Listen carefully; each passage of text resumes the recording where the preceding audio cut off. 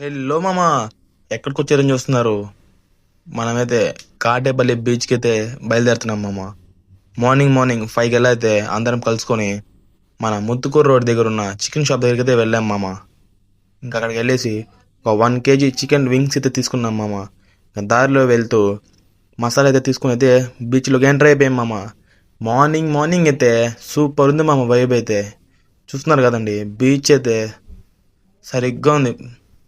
ఇంకా మనమైతే chicken sticks అయితే ఎలా పెట్టామో చూడండి. ఆ ఫైర్ మొత్తం ఇది మొత్తము మన ఫ్రెండ్ అయితే పెట్టాడు మామ. వాడికైతే హ్యాట్స్ ఆఫ్.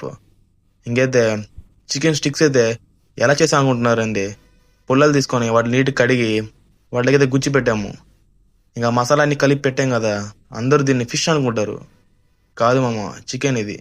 ఇంకా అందరము తలా ఒక పుల్ల తీసుకొని తినడానికి ట్రై చేస్తున్నాం మామ. ఇంకా కాలేదు, కొంచెం పచ్చిగా ఉన్నాయి. అందుకే ఇంకా బాగా కాలుచ్చాం మామ.